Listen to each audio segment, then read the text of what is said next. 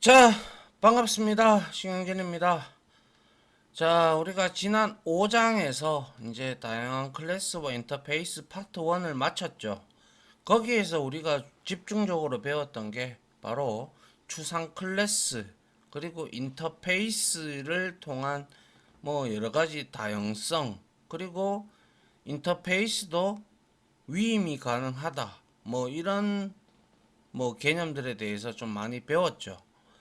자, 이번 시간부터는 이제 6장이고요. 이제 클래스에 대한 우리가 이제 내용들 중에서 내용들을 조금 살펴봐야 될 것 같네요. 그죠? 예. 자, 한번 봅시다. 자, 3절이고요. 이어서 데이터 클래스와 기타 클래스들에 대해서 이제 설명을 좀 드릴까 합니다. 자, 이번에는 클래스의 여러 가지 형태에 대해서 한번 살펴볼 건데요. 우리가 일반적으로 보통 클래스라고 하면 속성과 동작, 즉 프로퍼티와 메서드를 가지기 때문에 프로퍼티와 메서드를 멤버로 가진다. 맞죠? 예, 기본적인 보통 일반적인 클래스 같은 경우는. 근데 만일 특정 동작을 가지지 않고, 즉 메서드가 없다는 말이겠죠. 그죠? 특정 동작을 가지지 않고 오로지 데이터 저장을 위해서 사용한다면 일반적인 클래스가 가지는 뭡니까? 구현부가 필요 없을 수도 있어요. 그죠? 맞잖아요. 메서드가 없으니까 구현부가 없을 수도 있겠네요. 그죠? 맞잖아요. 예. 그래서 구현부 때문에 우리가 메모리를 좀 더 사용할 수가 있는 것이죠. 그래서 이러한 자원의, 즉 메모리의 낭비를 막고 오로지 데이터 저장 요거에 초점을 맞춘다라고 가정을 합시다. 요게 중요한 말이니까요. 데이터 저장에 초점을 맞추어 코틀린에서는 우리가 앞에서 잠깐 살펴봤던 데이터 클래스가 있습니다. 데이터 클래스라는 특별히 고안된 클래스를 제공한다. 아시겠어요? 예. 그래서 그 외에도 여러 목적으로 사용되는 뭐 실드 클래스나 이너, 그리고 열거형, 이거는 뒤에서 이제 쭉 살펴보면 될 거고요. 사용할 수가 있고요. 그래서 먼저 우리가 데이터 클래스가 뭔지, 무슨 용도로 사용이 되는지에 대해서 우리가 알아야 되겠다. 그죠? 예. 아마 지난번에 제가 데이터 클래스에 대해서 잠깐 코드를 작성을 했을 때, 그때 이 데이터 클래스는 기본적으로 애니에서 제공하는 메서드들을 다 구현해 놓은 클래스였던 것 혹시 기억나시는 분 없나요? 있으실 분, 아마 정리를 잘 해놔주셨으면 뒤에 나오니까 그때 한번 보여드렸던 기억이 저는 나는데, 뭐 일단 몰라도 좋습니다. 지금부터 배워도 되니까. 자, 데이터 전달을 위한 데이터 클래스, 데이터 전달. 자, 우리가 프로그램을 만들 때 자기 혼자 뭐 이렇게 동작하는 프로그램은 거의 없잖아요. 서로 간에, 아니면 우리가 소켓 통신을 해서 네트워크 환경에서도 데이터를 전달을 해야 되고, 아니면 자신이 만든 응용 어플리케이션에서도 어떤 부분의 데이터를 던져줘야 되고, 또 데이터베이스에 저장을 하기 위해서 데이터를 저장하기 위해서 이제 또 데이터도 던져줘야 되고, 또 데이터를 읽어오기도 해야 되고, 뭐 이런 여러 가지 동작을 하죠. 맞잖아요. 그죠? 그렇게 하려고 우리가 이 지금 이 코틀린이라는 언어도 배우고, 자바도 배우고, 데이터베이스도 배우고, 그래서 그것을 연동하는 것을 배우고, 그래서 하나의 프로그램, 자신만의 프로그램이 나올 수도 있고 그 회사의 프로젝트가 나올 수도 있는 것이죠. 맞잖아요. 예. 그래서 보통 데이터 전달을 위한 객체를 우리는 DTO, 데이터 트랜스퍼 오브젝트라고 불러요. 아마 제 강의를 듣기 이전에 코틀린을 배우기 이전에 자바나 JSP나 스프링 프레임워크이라는 이러한 언어들을 좀 학습하신 분들이 계신다면 DTO 말고도 DAO라는 것도 있죠. 데이터베이스 액세스 오브젝트라고 해서 이 DAO와 DTO가 있는데 DTO는 말 그대로 데이터 전송 객체고요. 이거는 데이터베이스에 액세스하는 오브젝트입니다. 그래서 요 DTO 같은 경우는 한마디로 말해서 이렇게 설명을 좀 드릴 수가 있겠네요. 우리가 어떤 회사란다. 사이트에 회원 정보가 있어요. 그죠? 회원 정보, 그러니까 회원 가입창이 있어요.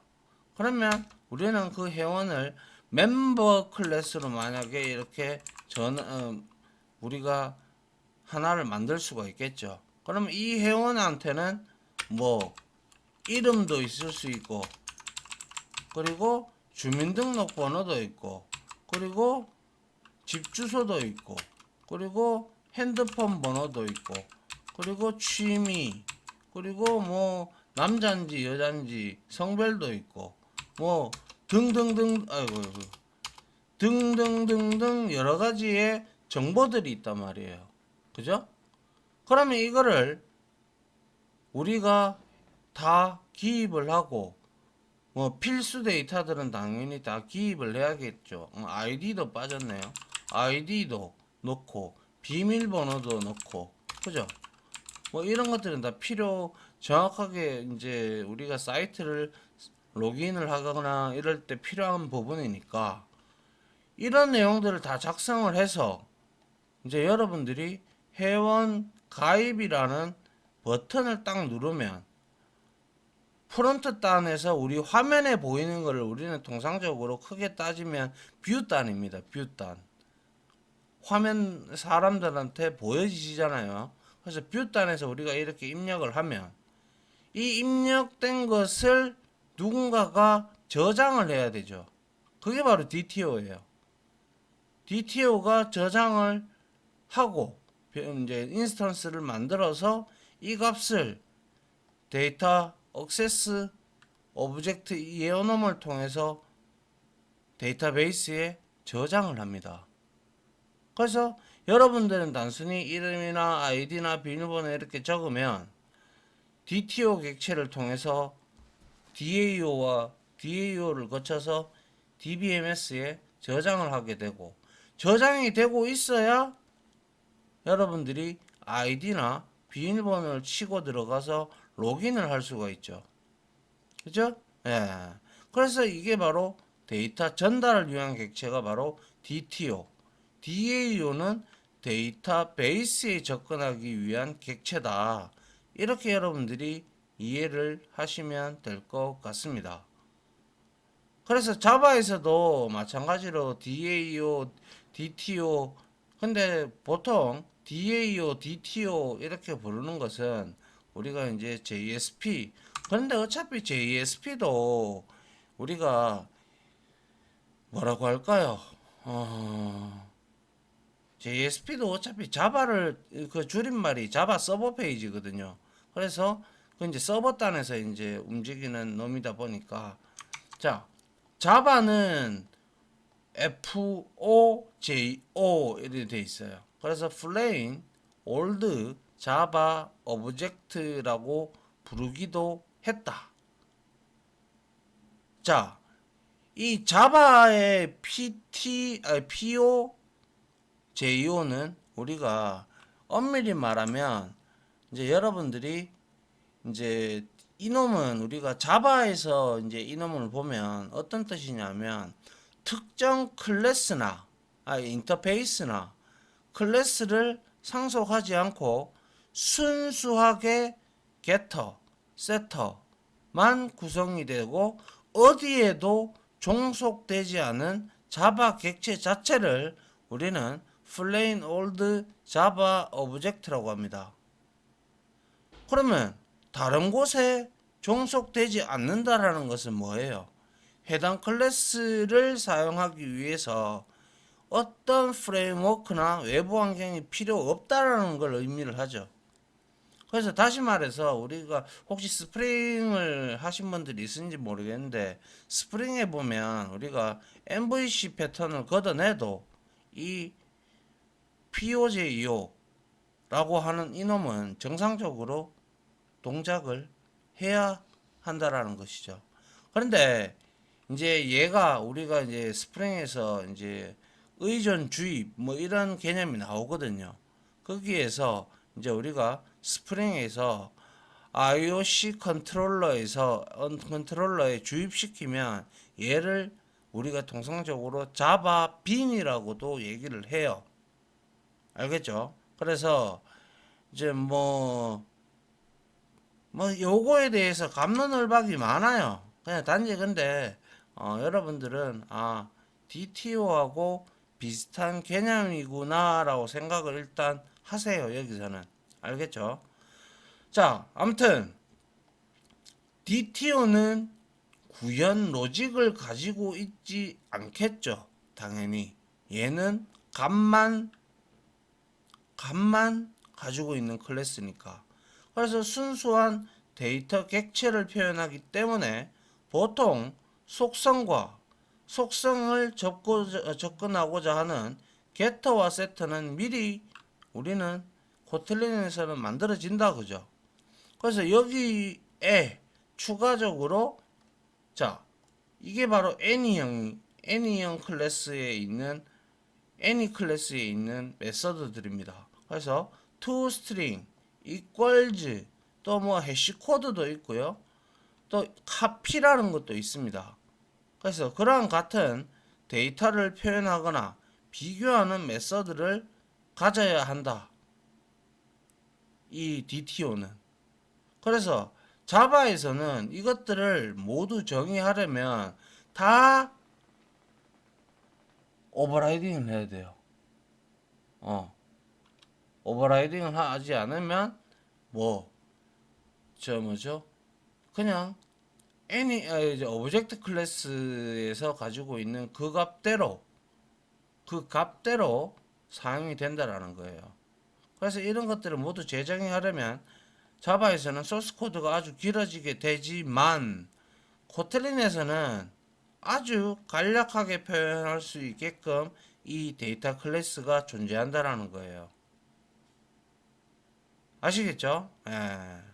그래서 우리가 데이터라는 클래스 키워드 앞에 데이터라는 것을 하나만 붙이기만 하면 거기에 선언된 것들에 대한 getter와 setter가 같이 만들어지면서 toString이나 any 클래스에 정의되어 있는 그런 것들이 알맞게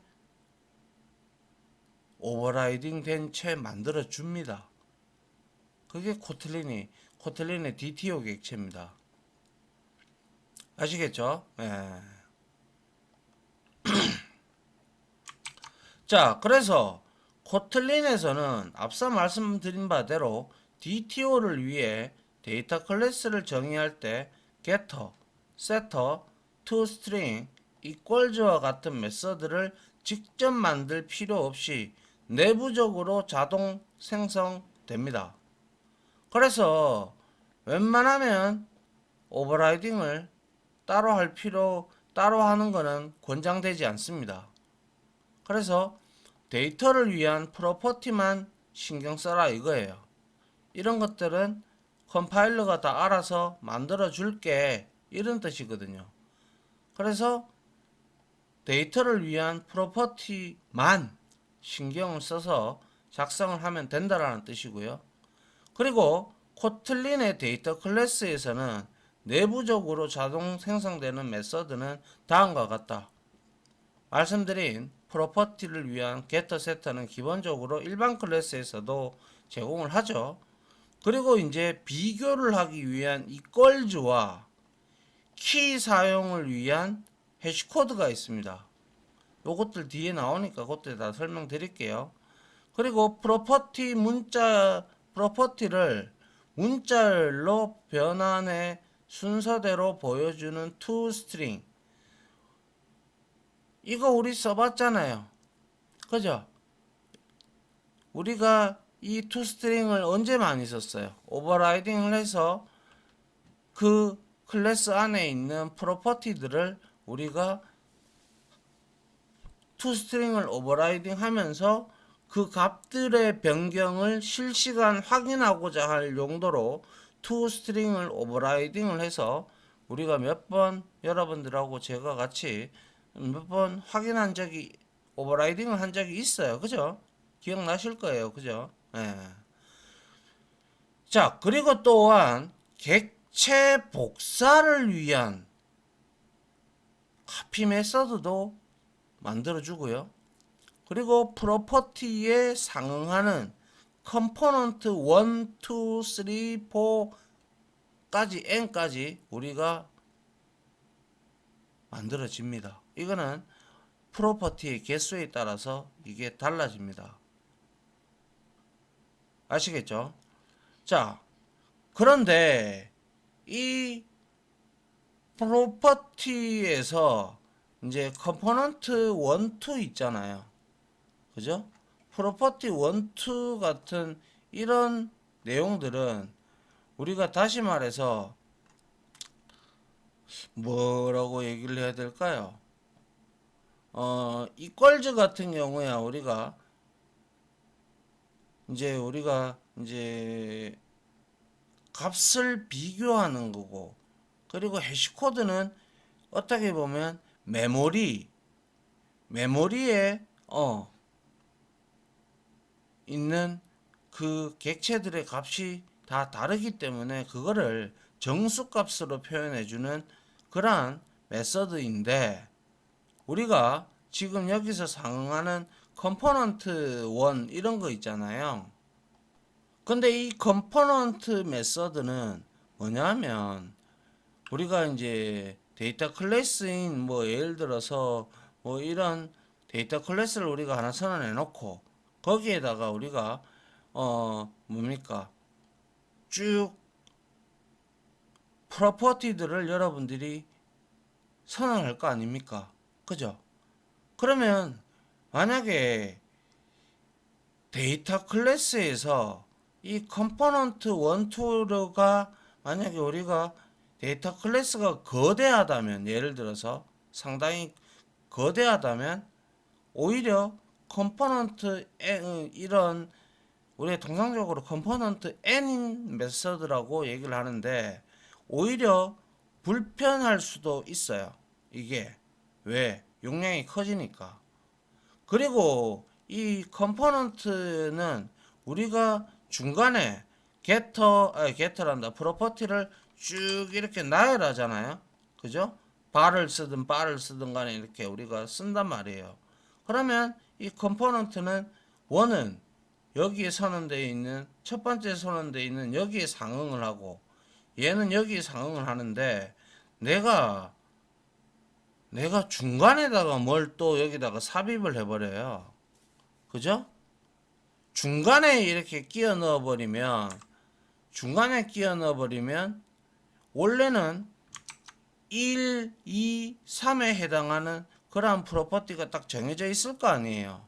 근데 중간에 내가 어떠한 프로퍼티를 한 게 중간에 넣었어요. 그러면 이로 인해서 이제 사용했던 어떤 코드에서는 어디선가 우리가 바로 즉시 오류가 발생을 합니다. 그래가지고 웬만하면 우리는 만약에 데이터 클래스를 만들 때 프로퍼티를 이렇게 선언할 때 순서대로 선언하고 추가적으로 필요하다면 밑에다가 이렇게 순차적으로 추가를 해 주는 게 이제 오류 없이 사용하는 그러한 내용이 됩니다. 알겠죠? 그래서 중간에 끼워 넣는다면 내용이 좀 복잡합니다. 알겠죠? 예. 자, 그래서 이러한 요거 조심을 좀 해야 되는 부분이고, 이런 것들 이제 우리가 만들어 보면서 디컴파일 코드를 보게 되면 이제 우리가 단순히 데이터 클래스 하나만 딸랑 만들어도 이게 만들어져 있다라는 거예요. 자동적으로. 알겠죠? 자, 그리고 코틀린에서는 프로퍼티를 선언하면 게터와 세터가 자동으로 생성된다는 것은 이미 너무나 잘 알고 있죠. 그래서 그것도 엄청난 코드의 절감 효과죠. 자바에 비하면. 맞잖아요. 그래서 코틀린의 프로퍼티는 변수와 어떻게 보면 게터하고 세터를 합쳐놓은 거죠. 그렇다면 왜 DTO를 사용해야 될까요? 그죠? 그게 필요하겠다. 그죠? 자, DTO는 데이터 트랜스퍼 오브젝트라고 있어요. 그래서 제가 앞서서 회원 정보라는 얘기를 했고, 회원 가입창을 이렇게 띄우면 우리가 여기에서 받는 값들이 사용자들한테 받는 값들이 있을 거 아니에요. 그죠? 아이디부터 비밀번호, 뭐 이름, 주소 이렇게 딱 정의가 돼 있어요.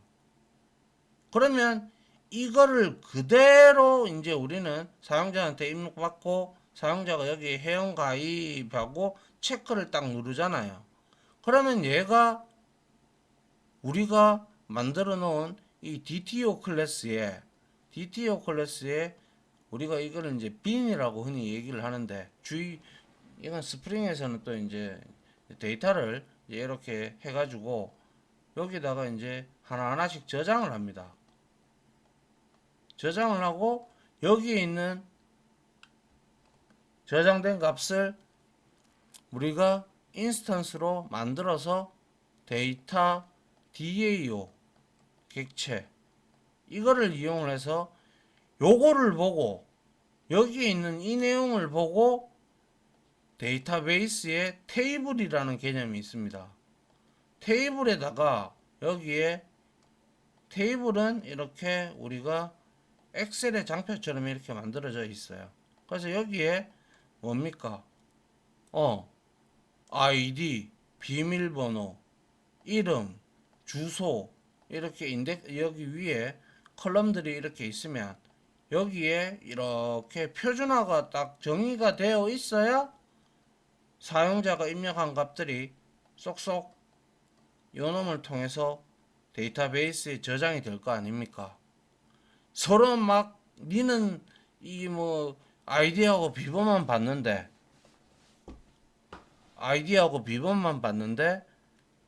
여기에서는 뭐 아이디하고 비번을 저장할 데가 없다. 예를 들어서 그러면 이거 어디다 저장합니까? 저장 못하죠. 그죠? 그래서 일종의 표준을 이렇게 만드는 거예요. 이거는 누가 만들든지 간에 이렇게 한 개인이 프로젝트를 하기 위해서도 당연히 만들어야 돼요. 이렇게.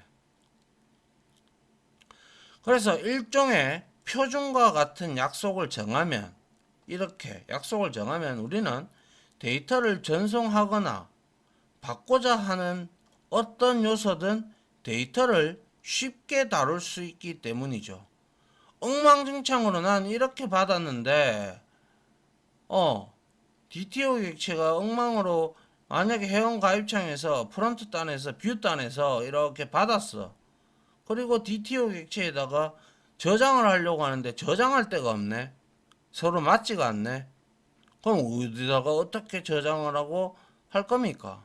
그래서 이렇게 딱 표준을 잡아가지고 이걸 저장할 수 있는 클래스를 만들고 그리고 나서 데이터베이스에도 이 값을 그대로 저장할 수 있는 테이블을 만들어야 된다라는 거죠. 이게 약속인 거죠. 약속. 맞나요? 예. 그래서 데이터를 주고받는 일은 어디서든 자주 일어나죠. 내가 여기에 저장을 했다가 또 다시 읽어왔다가 왜? 뷰단에서 사용자가 나의 회원 정보 이렇게 이제 그거를 볼 수도 있잖아요. 안 그래요? 예. 그러면 얘가 DTO 객체가 DAO 객체를 통해서 또 여기에 접근해서 뭐 다시 이렇게 실어서 뷰단에다가 이렇게 뿌려줘야 될 거 아니에요. 맞습니까? 예. 그렇기 때문에 이런 일은 지금도 수많이 일어나고 저도 맨날 그렇고 여러분들도 매일 하고 있는 내용들이에요. 근데 내부적으로 우리 눈 안에 이러한 내용들이 보이지 않죠. 그죠? 우리한테 보이는 거는 오로지 화면 단, 뷰 단. 여기 이거밖에 우리 눈에는 안 보인다는 거죠. 그래서 이 뷰 단을 다루는 개발 직군들은 원래 통상 프론트 엔드 단이라고 우리가 얘기를 하고 이 뒤에 이걸 기준으로 해서 여기에서 이런 것들을 우리가 컨트롤을 해주는 컨트롤러 단과 DBMS 단을 우리가 백엔드 단이라고 얘기를 하죠. 왜 백이라고 합니까? 안 보이니까 뒤에서 하니까 백엔드 단이라고 합니다. 이걸 또 싸잡아서 다 할 줄 아는 사람은 우리가 또 말해서 풀스택 개발자라고 얘기를 하죠. 그러면 프론트 단과 백엔드 단, 풀스택 개발자 여러분들이 상상하는 그러한 사람들의 이 전문 담당 분야에 따라서 몸값이 좀 차이가 나겠죠, 그죠? 대충 생각해봐도 그죠? 예. 자, 그래서 데이터를 주고받는 일은 어디서든 자주 일어나는데 향후 프로그램을 좀 더 구조적으로 만들면 제어 로직을 위한 컨트롤러 요거죠. 뒤에 있는 백에 있는 그리고 사용자와 상호작용을 하기 위한 뷰 요겁니다. 그죠? 그리고 데이터 표현을 위한 모델 여기에 저장될 수 있는 DB 공간 그리고 DTO가 바로 데이터 표현을 하는 위한 모델이 되겠죠. 이때 DTO는 바로 데이터를 주고받는 표준 클래스가 되는 거예요. 알겠죠? 예. 그래서 얘는 DTO는 코틀린에서의 DTO는 오로지 값에만 그러니까 프로퍼티에만 신경을 써라. 나머지는 전부 컴파일러가 알아서 만들어 준다라는 거예요. 무슨 말인지 이해가요? 예. 그래서 우리가 이러한 내용들을 알아야 그렇다라는 것이죠. 그래서 결과론적으로 코틀린에서 데이터 클래스를 활용하면 좋다? 답은 당연히 좋다죠. 데이터 클래스를 활용하면 코틀린 언어 수준에서 알아서 우리는 이퀄즈나 해시코드나 카피나 뭐 이런 컴포넌트 이런 메서드를 다 정의해 주죠. 정의해 주니까 우리가 여기에 손댈 필요가 없다라는 거예요. 그래서 데이터 클래스를 적극 활용하는 게 좋다는 게 결론입니다. 저도 뭐 간혹 사용하는데 데이터 클래스의 생성자의 값을 초기화하는 것이 아닌 생성자 밖에 정의하는 경우도 생깁니다. 이렇게 해도 우리가 뭐 이거는 이제 코드를 통해서 한번 확인을 해봐야지 제가 여기서 아무리 말을 해봐야 그래서 지금 제가 이렇게 빨간색 줄로 이렇게 해놓은 것들 있잖아요. 아니 빨간색 글자체로 해놓은 거 이런 것들이 여러분들이 이해를 해야 될 그러한 내용들이다라는 것이죠. 아까 설명을 드렸다시피 회원가입을 마음대로 뷰단과 그래서 앞에서 보여주는 뷰 단과 그리고 그 뒤에 있는 컨트롤러들하고 그리고 DTO 객체하고 맞지 않는다면 필요가 없죠. 그것도 맞지 않은데 뭔 필요가 있겠어요? 맞잖아요. 그죠? 예. 자, 그 다음 한번 보죠. 자, 그래서 데이터 클래스를 우리가 선언을 하고자 할 때는 한번 해봤지만 봅시다. 데이터 클래스를 선언하기 위해서 데이터 키워드를 제공하며 다음과 같이 선언할 수가 있다. 데이터 클래스에서 커스터머에서 주 생성자를 지금 이용을 하고 있고 프로퍼티가 각각 두 개가 존재하고 있는 것을 우리가 여기서 알 수가 있죠. 그래서 데이터 클래스는 조건을 만족을 해야 되는데 이것도 제가 한번 그때 설명을 잠깐 드렸었어요. 기억하실지는 모르겠지만 아무튼 데이터 클래스는 주 생성자는 최소한 하나의 매개 변수를 가져야 한다. 알겠죠? 근데 솔직히 데이터를 전달하는 애인데 여기에 매개 변수가 없다라는 게 말이 안 되죠. 예. 그리고 아울러 주 생성자의 모든 매개 변수는 발이나 바로 지정된 프로퍼티여야 한다라는 거예요. 그리고 데이터 클래스는 abstract, open, sealed, inner 키워드 다 필요 없어요. 알겠죠? 얘는 오로지 데이터를 전송하고 데이터를 다시 읽어와서 사용자들한테 입력을 받아서 DB에 DAU를 통해서 저장을 하던가 DAU를 통해서 DTO에 담아서 사용자한테 보여주는 역할을 하는 게 바로 DTO 클래스입니다. DTO입니다. DTO. 그래서 데이터 클래스로부터 오픈을 사용한 상속이나 애브스트랙트를 선언한 추상 클래스 그리고 내부 클래스를 위한 이너 등을 절대로 사용하면 안 됩니다. 오로지 얘는 말씀드린 바대로 데이터 클래스이기 때문에 데이터를 기술하는 용도로만 사용을 해야 된다는 거에 초점을 맞추라고 말씀을 드린 바 있죠. 하지만 필요하다면 추가로 부생성자나 혹은 init 블록을 넣어 데이터를 위한 간단한 아주 간단한 아예 없으면 좋겠지만 필요하다면 추가로 부생성자나 init 블록을 넣어서 데이터를 위한 간단한 로직 정도는 포함할 수가 있다라는 것이죠. 여기에 보시다시피 데이터 클래스에서 커스터머하고 여기에 두 개의 매개 변수가 주 생성자로 있고 그리고 여기에 프로퍼티 하나 더 선언을 했고 그리고 이 컨스트럭터는 부생성자죠. 그래서 네임은 그대로 네임 그리고 스트링 이메일 스트링 그리고 언더바 잡이 하나 더 추가가 됐죠. 그죠? 그리고 나서 디스 이걸 누가 이렇게 하면 누굴 호출해요? 디스는 디스 갈로 열고 갈로 닫고는 제가 뭐라고 설명을 드렸어요? 기억도 안 나시나요? 디스 갈로 열고 갈로 닫고는 뭐였습니까? 해당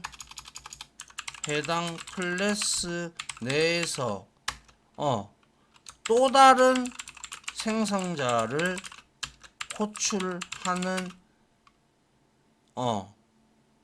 키워드죠. 기억납니까? 예. 그래서 여기서 얘가 호출을 누굴 합니까? 얘를 하는 거죠. 주생성자를 지금 호출하고 있죠. 그리고 지 거는 지가 여기에 프로퍼티를 선언되어 있는 물론 디스가 붙었으면 좋겠죠. 그래서 이렇게 그리고 이닛이 제일 먼저 실행이 되니까 만약에 혹여 여기에서 여러분들이 무언가 먼저 행해져야 될 내용이 있다면 여기에다가 이닛에다가 여러분들이 간단한 로직은 여기에다가 적으면 된다라는 거예요. 근데 통상적으로는 이것도 위로 이렇게 올리고요. 그리고 이 컨스트럭터 init 이거 안 적어도 크게 상관은 없어요.